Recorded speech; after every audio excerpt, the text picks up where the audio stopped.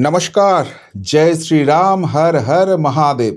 शुभेंदु अधिकारी का एक ही चाल के सामने बिल्कुल नास्ता नाबूद हो गई ममता बनर्जी और उससे बचने के लिए कोशिश किया भयंकर नौटंकी करने का। लेकिन जब कलकत्ता हाईकोर्ट में पहुंचे तो वहां पर भी उसका वो जो फेक प्रोपागंडा था उसका मुखोश खुल गया, हो गया नास्ता नाबूद वहां पर भी। और ये सब देख के जिस जनता जनार्दन का सिंपैथी जुटाने के लिए इतने सब कुछ किया था, उनका समर्थन पूरा बिल्कुल ही हट गया। और इसलिए जो भी बचा खुचा जन समर्थन था ममता बनर्जी के साथ, वो भी अब गायब होते हुए दिख रहा है। और इसमें सबसे बनास खबर, ममता बनर्जी के साथ से जुटे हुए जो ताकतवर नेता कल्याण बनर्जी था, उनके साथ खुले स्टेज में जनता के सामने ममता बनर्जी का हो गया भयंकर झगड़ा। स्टेज छोड़ के चले गए कल्याण बनर्जी। ये था एक नजर में 21 जुलाई का प्रोग्राम, जो ममता बनर्जी का 1993 से शुरू होके आज तक का सबसे बड़ा एनुअल पॉलिटिकल समता प्रदर्शन करने का एक नाटक हुआ करते थे। हम हमारा बचपन से देखा आए करते थे कि 21 जुलाई आए तो उसके 2-3 दिन से पहले से ही ममता बनर्जी के सपोर्ट में जिले के हर कोने से, इस राज्य के हर कोने से लोग कलकत्ता में इकट्ठा होते थे। और ममता बनर्जी, उनका कितना पॉलिटिकल इंपॉर्टेंस है, उनके साथ कितना जन समर्थन है, वो दिखाने का कोशिश करते थे। लेकिन इस बार ये हो गया सुपर फ्लॉप। और इसके मतलब ममता बनर्जी का पॉलिटिकली वापस आने का जो 1% चांस भी था, आज वो बिल्कुल खत्म हो गया। कहानी का शुरू होता है कल, जब 21 जुलाई का जो ऑनरेबल एक्स जस्टिस के नेतृत्व में एक कमीशन बना था, जो खुद ममता बनर्जी ने बनाए थे। उसका जो फाइल था, ये 15 साल से जो दबा के रखे थे ममता बनर्जी, उस फाइल को विधानसभा का भरा सदन में ओपन कर देता है माननीय मुख्यमंत्री शुभेंदु अधिकारी जी। और वहां पर एक से बढ़कर एक भयंकर विस्फोट होता है, जहां पर उस विस्फोट के कारण ममता बनर्जी का कालीघाट का साम्राज्य पूरा हिल जाता है।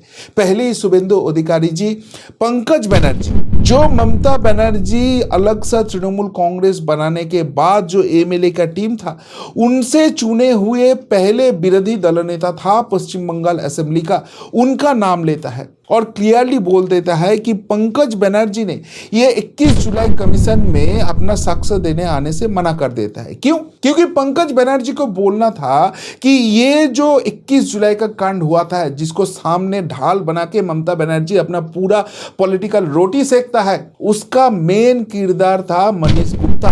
वो था मेन विलेन। लेकिन इस मनीष गुप्ता को ममता बनर्जी प्रोटेक्शन दिया। ममता बनर्जी ने ही उनको एमएलए बनाया, अपने मिनिस्ट्री का पार्ट किया। उनके बाद जब वो हार जाते हैं, उसको सांसद भी बना देते हैं। तो जो ममता बनर्जी जिस मनीष गुप्ता के लेकर इतना बड़ा हिपोक्रेसी करता है, उस कमीशन के सामने जाके मैं मेरा साक्ष्य नहीं देने वाला हूं, और वहां पर ही हिल जाता है। और उसके बाद शुभेंदु अधिकारी जी ने और बड़ा खुलासा किया, जिसमें ममता बनर्जी के सामने सब कुछ लगभग धुआं धुआं हो गया। शुभेंदु अधिकारी जी ने बोल दिया, इस जो कमीशन है, इसने क्लियरली बोल दिया कि ममता बनर्जी का गवर्नमेंट ही बहुत सारे फाइल नहीं दे रहा है इस कमीशन को, जिसके हेल्प से ये जो राज है 21 जुलाई में एक्चुअली क्या हुआ था, किसने गोली चलाने का निर्देश दिया था और ममता बनर्जी को अटैक क्यों किया गया था, ये सारे खुलासा हो सकता है। वो सारे फाइल ममता बनर्जी का गवर्नमेंट ही नहीं दे रहा है। और ऊपर से इस कमीशन ने क्लियरली बोल दिया था कि इस घटना में जिनका मृत्यु हो गया था, उनको 25 लाख का कंपेंसेशन देना है, जहां पर ममता बनर्जी का गवर्नमेंट दिया था बस 2 ही लाख। और जो यहां पर उंडेड हुआ था, उनको 5 लाख का कंपेंसेशन देना चाहिए, जिनको ममता बनर्जी ने दिया था 15,000। तो सोच लीजिए, जिस शहीद परिवार के खून के ऊपर ममता बनर्जी का ये 15 साल का राजनीति चला, उस गरीब परिवार को भी शोषित किया ममता बनर्जी। ये एक्सपोज कर देता है ऑनरेबल सीएम शुभेंदु अधिकारी जी। उसके बाद ममता बनर्जी के साथ क्या जनता रहेंगे? और ये सारे खबर सामने आने के बाद शुभेंदु अधिकारी जी और भी एक बड़ा बयान देता है। ये कमीशन का रिपोर्ट सजेशन बोलते हैं कि इसको री इन्वेस्टिगेट करना चाहिए, और ये तो सरकार खुद नहीं कर सकता है। तो अगर ये शहीद परिवार आगे आते हैं और बोलते हैं नए से एफआईआर करना है, तो ये सरकार वो मौका देंगे और उसके बाद इसका पूरा इन्वेस्टिगेशन करेंगे। लेकिन शुभेंदु अधिकारी जी अभी भाजपा का नेता है, भाजपा का मुख्यमंत्री है। ये सारे चीज जो है वो युवा कांग्रेस के लोग थे और बाद में ये ममता बनर्जी के साथ तृणमूल कांग्रेस में जुड़ गए। तो क्या ये सारे चीज वो लोग मान लेंगे? तो हम जब आगे देखते हैं सिनेरियो और भी इंटरेस्टिंग हो जाता है। वहां पर जो शहीद परिवार थे उनके आंखों में खुशी के आंसू आ जाते हैं। वो लोग ये ऑनरेबल सीएम शुभेंदु अधिकारी की जी के ये सारे बयान से बहुत खुश होता है। कुछ लोग बोलता है कि हाँ, हम तो बहुत गरीबी में डूबे हैं। ममता बनर्जी हमारे परिवार के खून के ऊपर जो राजनीति किया उसका पूरा फायदा उठाया, अपने भतीजा को इतना बड़ा नेता बना दिया, लेकिन हम तो गरीबी में डूबे हैं। तो मैं ये सरकार से निवेदन रखता हूं कि हमारा कुछ सरकारी नौकरी का व्यवस्था कर दे। कोई बोलता है हाँ चलो, अगर ये सरकार हमें 25 लाख देते हैं, हम तो कर्ज में डूबे हुए हैं, वहां से हमको थोड़ा रिलीफ मिलेंगे। कोई परिवार तो और भी एक स्टेप आगे आके बोलता है कि हाँ भाई, हमको एफआईआर करना है, हमको भी जानना है क्या हुआ था उस दिन, और उससे भी बड़ी बात है ममता बनर्जी ने कौन सा बात छुपा लिया। तो ये सब चीज जब कल शाम को हो जाता है तो ममता बनर्जी देखते हैं कि भाई प्रॉब्लम तो बहुत हो गया, क्योंकि उसका दिक्कत और भी बढ़ जाता है। इस बार जो 21 जुलाई का प्रोग्राम है वो 4 टुकड़ों में बांट चुके हैं। जो ओरिजिनल प्रोग्राम था युवा कांग्रेस का, जिनको ममता बनर्जी ने हाईजैक किया था, इस बार कांग्रेस ने देखा कि तृणमूल कांग्रेस यहां से समता से बाहर हो गया, तो उनके पास भी मौका है इसको सामने रख के वापस आने का पॉलिटिक्स में। तो उन्होंने भी इस बार शहीद मीनार में बहुत बड़ा प्रोग्राम कर लिया। और ममता बनर्जी का खुद का जो पार्टी है तृणमूल कांग्रेस, वो भी अभी 3 पार्ट में ये प्रोग्राम कर रहा है। एक पार्ट जो ऋतुव्रत बनर्जी के नेतृत्व में मेयो रोड में गांधी मूर्ति के सामने सबसे बड़ा प्रोग्राम करते हैं। दूसरे पार्ट जो एमपीज का पार्ट है वो दिल्ली में जाके जंतर मंतर में वहां पर गांधी मूर्ति के उधर कर लेता है 21 जुलाई।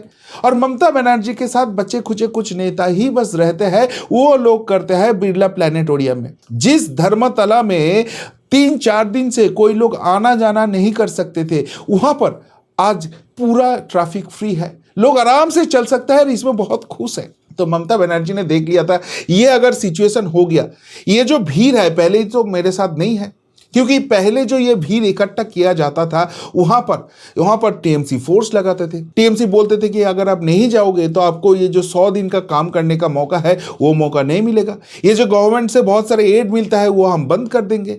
कभी किसी को खाने देने का ये लोग प्रलोभन दिखाते थे, किसी को पैसा दे के लेके आते थे। इस बार तो वो सारी चीज नहीं होने वाला है। ऊपर से शुभेंदु अधिकारी ने सारे कच्चे चिट्टे सामने रख दिया। 21 जुलाई एक फ्लॉप प्रोग्राम होने वाला है। तो ममता बनर्जी फिर क्या करते हैं, शुरू करते हैं भयंकर नौटंकी। जहां पर ममता बनर्जी का ये प्रोग्राम होने वाला था बिरला प्लानिटोरियम, वहां पर रात को हमको खबर आता है कि किसी ने तोड़फोड़ कर दिया और ममता बनर्जी, अभिषेक बनर्जी और उनके साथ बचे खुचे कुछ नेता वो लोग आ जाता है, पूरे रात वहां पर जागते हैं। हम भी सोचते हैं कि भाई ये जो प्रोग्राम है इसका तो कोई रेलिवेंस नहीं है, लेकिन भाजपा यहां पर आके तोड़फोड़ क्यों कर रहा है, क्यों ऐसी चीज कर रहा है जिसमें ममता बनर्जी को यहां पर रेलिवेंस मिल जाए। तो आज ये सब चीज लेके ममता बनर्जी का पार्टी चले जाता है कलकत्ता हाई कोर्ट। हम तो सोचा था वहां पर पोल खुल जाएगा शुभेंदु अधिकारी का गवर्नमेंट का, लेकिन वहां पर जाके हम क्या देखते हैं, जो ऑनरेबल एजी है वो बोल देता है कि देखिए ऐसे कुछ चीज हुआ ही नहीं। वहां पर जहां पर ममता बनर्जी का ये स्टेज बना रहा था वहां पर कुछ बाइकर्स पास कर रहे थे और उनके साथ जो तृणमूल कांग्रेस कालीघाट वाला पार्ट है उनका कुछ बातचीत हो जाता है, वहां पर फाइट ऑफ वर्ड्स हो जाता है और जो बाइकर्स थे वो सारे गुस्से में आ जाता है और कुछ जो बैनर फेस्टून था ममता बनर्जी के नाम में वो टूट देता है, वो छेड़ देता है। जो स्टेज है वो अनटच्ड है और ये इंसिडेंट होने के बाद ही तुरंत वहां पर पुलिस पहुंच जाता है, बार बार रिक्वेस्ट करता है कि ममता बनर्जी आप या आपके पार्टी से कोई आगे आओ और इसके लिए एक ऑफिशियल कंप्लेंट लॉन्च करो, सो दैट हम लोग यहां पर इन्वेस्टिगेशन चालू कर सकते हैं और जो एक्चुअली ये सारी चीज किए हैं उनको हम कानून के कार्रवाई कर सकते हैं, उनको सजा दिला सकता है। लेकिन बार बार बोलने के बाद भी ममता बनर्जी या उनके साथी कोई कुछ नहीं करते हैं। तो हम यहां पर क्या कर सकते हैं, हम एक ही चीज कर सकते हैं, पुलिस यहां पर सुओ मोटो इन्वेस्टिगेशन चालू कर दिया है और जो इसके पीछे है हम उसको सामने लेके आएंगे, अदालत के वो प्रूफ कर देंगे। अब एक चीज सोच लीजिए, अगर सच में भाजपा को ये सारे चीज करना था तो क्या ये एजी जाके ऐसे बयान दे सकते थे? पुलिस वहां पर जाके सुओ मोटो इन्वेस्टिगेशन कर सकते थे। इसके मतलब ममता बनर्जी ने जब देखा, शुभेंदु अधिकारी ने पोल खोल दिया, ममता बनर्जी ने जब देखा उनका पार्टी बिखरे हुए है और वहां पर उनके सभा में भीड़ नहीं होने वाला है, तो इसलिए ये सारे नौटंकी करने का कोशिश किया, लेकिन वो सब कुछ एक्सपोज हो गया। और जब इतने बड़े चीज एक्सपोज हो जाते हैं तब अल्टीमेटली क्या भीड़ बचते हैं। हम लोग जो देखते थे कि ट्रेन, बस सब कुछ भर भर के लोग आ रहे हैं, तृणमूल कांग्रेस यहाँ का जितना सारे स्टेडियम है सारे ऑक्यूपाई कर रहे हैं, भरी सारी जगह में यहाँ पर कैंप चल रहा है, वहाँ पर खाना चल रहा है, मौज मस्ती चल रहा है। जो ये लोग बात करता है शहीद तर्पण वही नहीं होता है। यहाँ का जितना सारे सेलिब्रिटीज है सब लोग ममता बनर्जी के साथ स्टेज शेयर करते हैं, आज वो कुछ नहीं है। सुबह से लोग बाहर ही नहीं निकाला और जो भी निकाला वो भी कंफ्यूज्ड है। भाई जाना है तो किधर जाना है? एक साइड कांग्रेस का प्रोग्राम है, दूसरे साइड ममता बनर्जी का प्रोग्राम है, तीसरे साइड ऋतुव्रत बनर्जी वाला तृणमूल कांग्रेस का प्रोग्राम है। तो हमको अगर करना है तो क्या करना है? सब लोग कंफ्यूज है। ऊपर से इनका जो नेता है वो लोग जब बाहर निकालता है तो लोगों से अच्छे सबक मिल जाता है। जैसे सोच लीजिए आशीष बनर्जी, जो पहले यहाँ पर डेप्यूटी स्पीकर हुआ करते थे ममता बनर्जी के जमाने में और राज्य का मिनिस्टर भी बने थे, वो आज निकला था बहुत साज धज के। लेकिन जनता ने उनसे पूछा कि भाई 15 साल से तो आपने यहाँ पर लूट मचाया, आप कौन सा नौटंकी करने आप जा रहे हो? जनता को वो फेस नहीं कर पाते, वहां से तुरंत भाग जाते हैं। असित मजूमदार दूसरा एक नेता हुगली से आता है, वो भी ये ममता बनर्जी के प्रोग्राम में जाने के लिए प्लान बनाते हैं, लेकिन जब वो घर से निकलता है तो पुलिस पहुंच जाता है उनके घर। क्यों? क्योंकि भाई ये असित मजूमदार के अगेंस्ट तो बहुत सारे चार्जेस था, लेकिन यहां पर एक फेक सीबीआई सच के कुछ तो करने का कोशिश कर रहा था, लोगों को ब्लैकमेल कर रहा था और उसमें असित मजूमदार की नाम भी आ जाता है। और असित मजूमदार को जब पुलिस बुलाते हैं वहां पर जब उसको इंटरोगेट करता है तो फिर बहुत सारे चीज सामने आता है, ये असित मजूमदार अरेस्ट हो जाता है। तो जिनको भी मन में जोश था कि चलो फिर भी हम ममता बनर्जी के साथ है, ये सारे इंसिडेंट देखते हुए उनका वो सारे जोश खत्म हो जाता है। सबसे बड़ी बात है यहाँ का जो शहीद परिवार का लोग है, वो शहीद परिवार का लोग जूते के चप्पल के माला लेके बाहर निकलते हैं और बोलते हैं ये वाला जो चीज है, ये जूते के चप्पल के माले, ये ममता बनर्जी को गिफ्ट करना है। क्यों? क्यों? आपने 15 साल अपना पॉलिटिकल रोटी सेका, आपने सारे पॉलिटिकल फायदा उठाया, आप यहां पर रानी बन गए थे, लेकिन आप चोरों के रानी है। जो हमारे परिवार इतना बड़ा सैक्रिफाइस किया आपको यहां पर नेत्री बनाने के लिए, उनको ही अब गरीबी में डुबा दिया, उनके साथ इतना खराब काम हो गया। वो सारी चीज कमीशन सामने लाना चाहता था, आप बस मनीष गुप्ता को बचाने के लिए ये सारे कुछ नहीं होने दिया, तो आपको तो इससे ज्यादा कुछ नहीं मिल सकता है। और इसके बाद जब ममता बनर्जी अपने सभा चला रहे थे तो उनके साथ तो लोग नहीं है, जनता नहीं है, नेता नहीं है, कुछ जो बचा खुचा है उनमें से एक मासूर नेता है, वो है कल्याण बनर्जी। कल्याण बनर्जी वहां पर स्टेज में उठता है, माइक में एक से बढ़कर एक बात करने लगते हैं। इनके साथ जो छोड़ के चले गए हैं एमपीज, उनको नाम उठा उठा के बात कर रहे थे। और लेकिन ममता बनर्जी को इनमें गुस्सा आ जाता है। क्यों? क्योंकि ममता बनर्जी हमेशा चाहता है कि प्रायोरिटी भाई उनको ही मिले, बाकी किसी को ना मिले। कल्याण बनर्जी इतने अच्छे बात कर रहा है, इतने सब कुछ हो रहा है, तो जो फेवरेट पार्ट है वो तो कल्याण बनर्जी की तरफ जा रहा है। ममता बनर्जी और अभिषेक बनर्जी, इनके तो इतना इंपॉर्टेंस रहेगा ही नहीं। तो ममता बनर्जी भरे स्टेज में उसको बोलता है कि आपका बात आप छोटा करो। 2 बार बोलता है, 3 बार बोलता है, लेकिन कल्याण बनर्जी ऑडियंस को देख के अपना बात आगे ही बढ़ाते हैं और उसके बाद जबरदस्ती उनको रुकने के लिए बोला जाता है। कल्याण बनर्जी ममता बनर्जी के पास पहुंचते हैं और वहां पर पहुंचते ही अपना गुस्सा दिखाते हैं, बोलते हैं कि भाई आपके साथ जो भी बचा खुचा नेता है उनमें से मेरा क्रेडिबिलिटी कितना है आप एक बार देख लो। आप ऐसे भरे सभा में कैसे मुझे इंसल्ट कर सकते हो? और उसके बाद इतना गुस्सा हो जाता है, वो फायर ऑफ वर्ड्स जैसे हो जाता है, तो वो संभालने के लिए शोभनदेव चट्टोपाध्याय और अभिषेक बनर्जी वहां पर पहुंच जाता है। लेकिन कल्याण बनर्जी का गुस्सा ठंडा नहीं होता है, वो स्टेज छोड़ के चले जाता है। तो इसके मतलब देख लीजिए, पहले तो ममता बनर्जी क्या करते थे, 21 जुलाई वो शुभेंदु अधिकारी ने उसको फ्लॉप कर दिया, उसके बाद हाई कोर्ट में जाके वो एक्सपोज हो गया, जनता उनके साथ नहीं है, जो भी नेता है वो भी उनके साथ झगड़ रहे हैं। तो अल्टीमेटली ये मॉकरी ऑफ डेमोक्रेसी हो गया, मॉकरी ऑफ ममता बनर्जी हो गया। यही था 21 जुलाई का सिनॉप्सिस।